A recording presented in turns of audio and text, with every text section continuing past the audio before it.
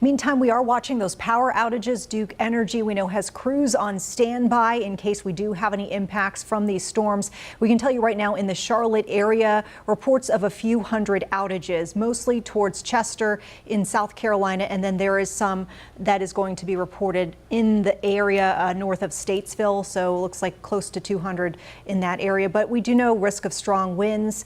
We have trees and potentially utility poles that could come down at any moment. But the weather doesn't just pose a risk for power. The strong winds and potential for tornadoes could cause damage to homes across our community. Yeah, WCNC Charlotte's Miles Harris is joining us live to talk about what folks need to know about what they can do if they suffer damage.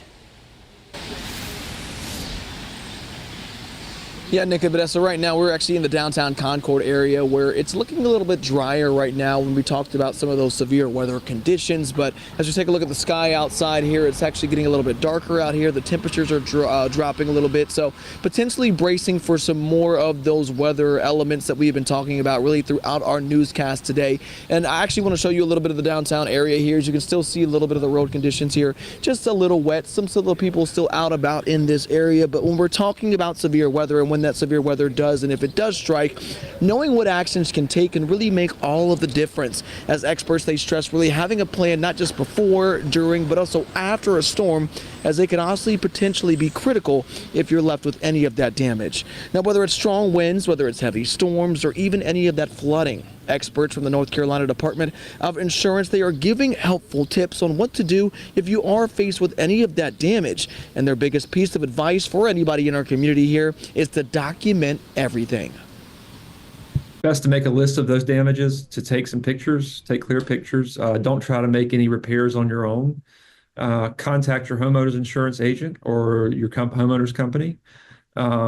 And even if you have, separate windstorm or hail policy through a different entity, your primary homeowner's insurer will investigate and adjust that claim.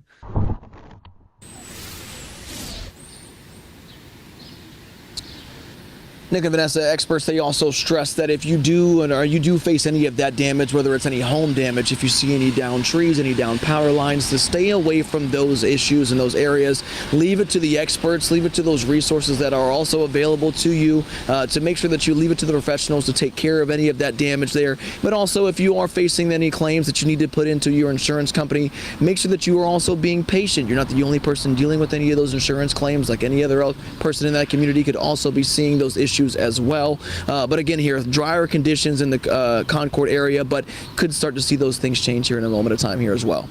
But for now, reporting live here in downtown Concord, I'm Miles Harris, WCNC Charlotte. Some good tips to know, Miles. Stay safe out there.